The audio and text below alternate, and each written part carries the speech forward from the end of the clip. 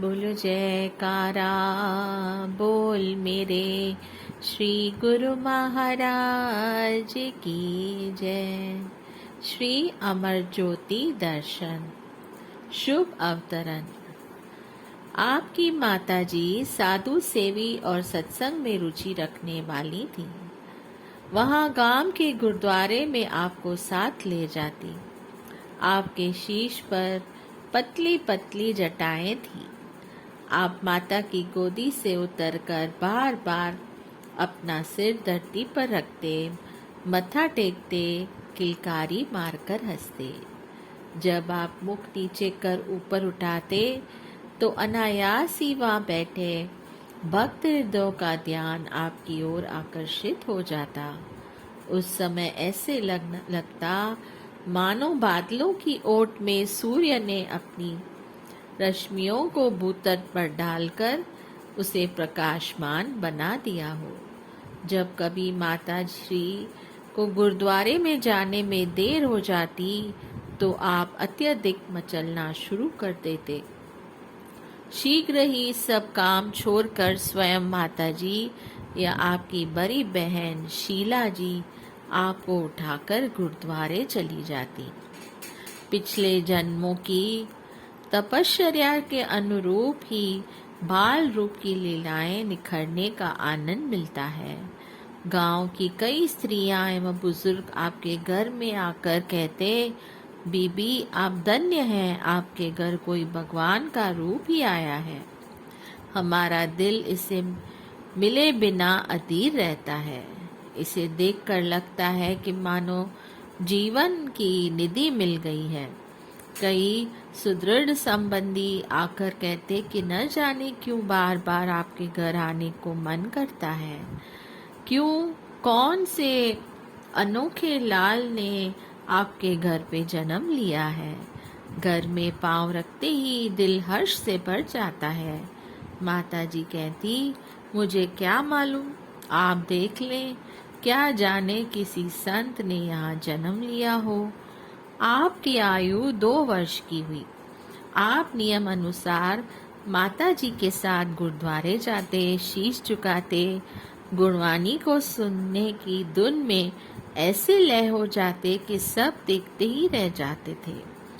एक दिन आप अपनी बड़ी बहन के साथ गए। पाठ करने वाले ग्रंथी के पास जब पहुंचे तो किसी को पता ही न चला। दूर से किसी ने आवाज लगाई, बाबा जी अंदर बच्चा कैसे पहुंच गया। बाबा जी चूंकि भक्तिवान रूहें अंतर हृदय से प्रकाशित होती हैं, ने आप पर दृष्टि डाली और पाठ पढ़ते पढ़ते उच्चारण करने लगे, धन निरंकार धन निरंकार धन निरंकार। संगत भी ऊंचे स्वर में बोलने लगी, धन निरंकार। बाबा जी आनंदातिरेक से उच्चारण करने लगे कि निरंकार की ज्योत किस रूप में और कब आती है। वह अपना रूप प्रकटाती है परंतु जीव समझ नहीं पाते। वे सांकेतिक भाषा में बतला रहे थे कि दिव्य ज्योत ने बालक के रूप में दर्शन दिए हैं। आप अवतारी विभूति हैं।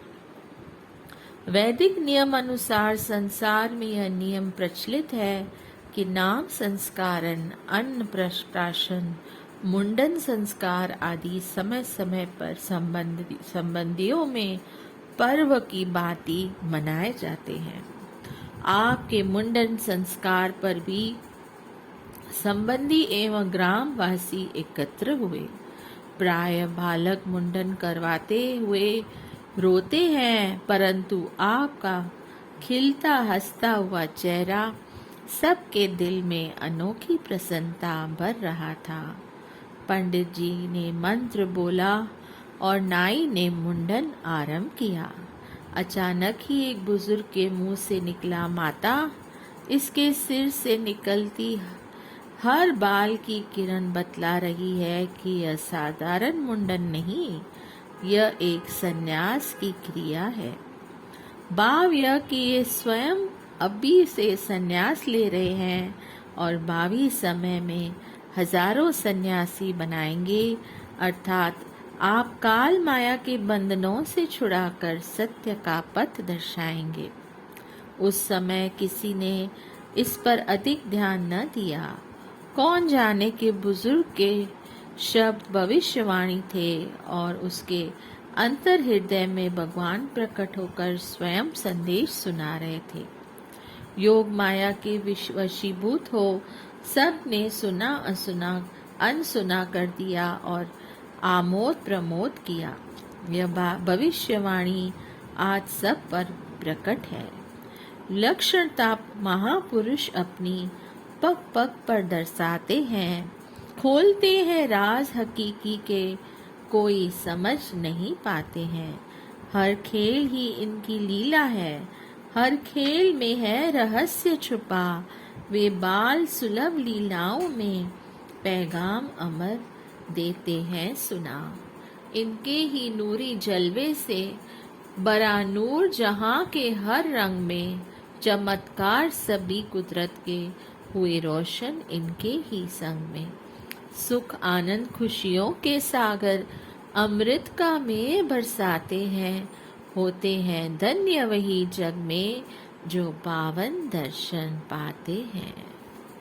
यदि बाहरी दृष्टि से देखा जाए तो साधारणतया अबोध बालक की कीड़ाएं कीड़ा बनकर रह जाती हैं।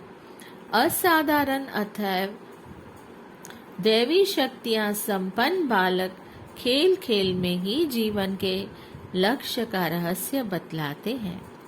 अभी आपकी अवस्था 4-5 वर्ष की हुई कि गांव की बुजुर्ग स्त्रियां उस समय सूत काटती थी।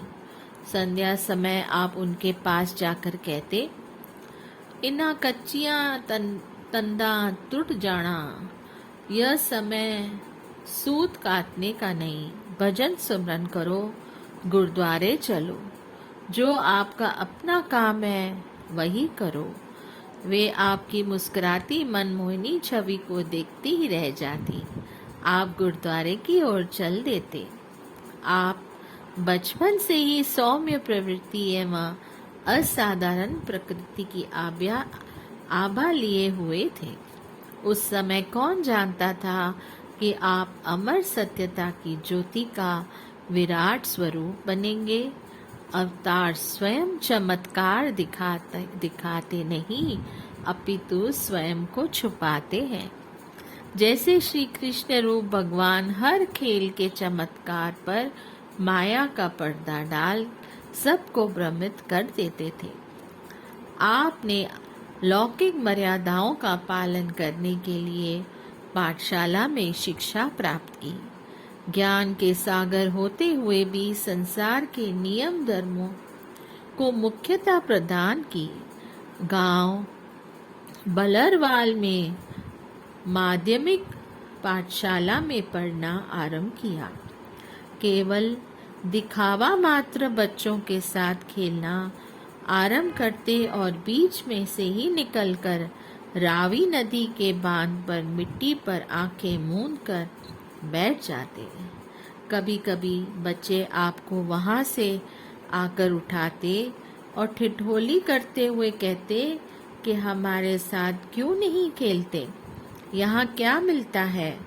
आप कहते कि हम भगवान के साथ खेलते हैं, उसका खेल देखते हैं, चाहो तो तुम भी यहाँ पर बैठकर देखो।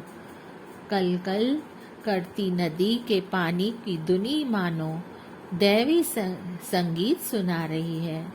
ऐसा सुनकर वे बच्चे कभी कभी वहां बैठ जाते और सचमुच ही प्यारी धुन है कहते हुए उठ जाते।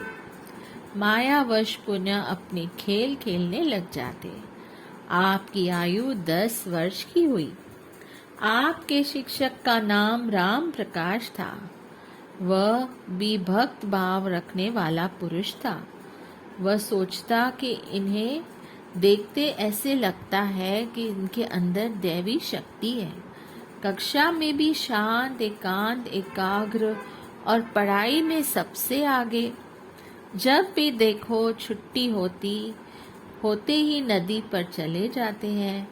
कई बार आते जाते देखा है कि समाधि लगाए बैठे होते हैं।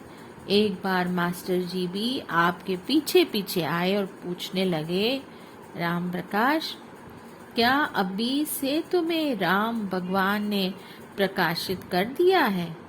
अभी तो तुम्हारे खेल कूद आमोद प्रमोद के दिन हैं, हमें भी कुछ ज्ञान कराओ।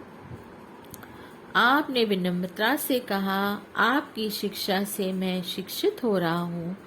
आप ही कहते हैं कि संसार भगवान का खेल मात्र है। आप शिक्षक यानी गुरु हैं।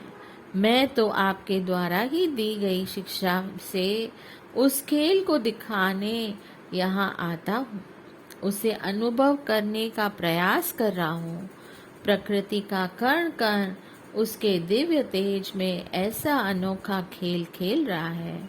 चांद, सूर्य, बादल, धूप, छाया, क्या अनोखा खेल है। सब समय में बंधे हुए अपना अपना कर्तव्य निभा रहे हैं। हमें भी कर्तव्य पथ पर चलते रहना चाहिए। शिक्षक देखता ही रह गया कि महापुरुषों की वाणियों को, रामायण अथवा गीता को हमने पढ़ा अवश्य है, परंतु मनन न किया। यह बालक अभी से अनुभव कर रहा है। वह क्या जाने कि ये साक्षात पार ब्रह्म स्वरूप है। प्राइमरी तक यहाँ शिक्षा ग्रहण कर आप अमृतसर जाने लगे। आपने लौकिक शिक्षा हिंदी, उर्दू, फारसी और अंग्रेजी में प्राप्त की। सन 1944 में आपने मैट्रिक पास कर दी। महाप्रभु जी गणित में अत्यधिक प्रवीण थे। इस संदर्भ में आपने स्वयं फरमाया कि हमारे गणित के अध्यापक हमें छुट्टी वाले दिन भी बिना फीस के पढ़ाया करते थे। एक दिन बच्चों ने मिलकर छुट्टी कर ली और कोई भी पढ़ने न गया। अगली बार जब बच्चे उनके घर पढ़ने आए तो उन्होंने समझाया कि वह तो उनके भले की सोचते हैं। हमने उस दिन से यह प्रण कर लिया कि बाकी बच्चों में से कोई जाए या न जाए, लेकिन हम तो अवश्य जाएंगे। शिक्षा ग्रहण करने के लिए शिक्षक के प्रति श्रद्धा और जीवन में अनुशासन आवश्यक है। आपने पुण्य कभी छुट्टी न ली और गणित में आप सदैव सर्वोपर रहे। आपके बड़े भाई कलकत्ता के दुकान और व्यापार करते थे। आप सांसारिक कार्य व्यवहार करते हुए निर्लिप्त रहते। आपके घर के सभी सदस्य मानो त्याग की मूर्ति थे। अत्यधिक हास्य विलास उन्हें पसंद नहीं था। आप 1946 में एक बार कलकत्ता गए, परंतु वहां सत्संग का साधन प्राप्त न होने के कारण पुनः पंजाब लौट आए। आपको आत्म अनुभूति तो थी, परंतु लोक मर्यादा अनुसार अपना कर्तव्य सद्गुरु शरणागति, नाम दीक्षा, गुरु आज्ञा पालन एवं आदर्श गुरु भक्ति की मुख्यता देते हुए संपन्न किया। बोलिए जयकारा बोल मेरे श्री गुरु महाराज की जय। जय सच्चिदानंद। बोलो जयकारा बोल मेरे श्री गुरु महाराज की जय। श्री अमर ज्योति दर्शन शुभ अवतरण। आपकी माताजी साधु सेवी और सत्संग में रुचि रखने वाली थी। वहां गांव के गुरुद्वारे में आपको साथ ले जाती। आपके शीश पर पतली पतली जटाएं थी। आप माता की गोदी से उतरकर बार बार अपना सिर धरती पर रखते, मत्था टेकते, किलकारी मारकर हंसते। जब आप मुख नीचे कर ऊपर उठाते तो अनायास ही वहां बैठे भक्त हृदयों का ध्यान आपकी ओर आकर्षित हो जाता।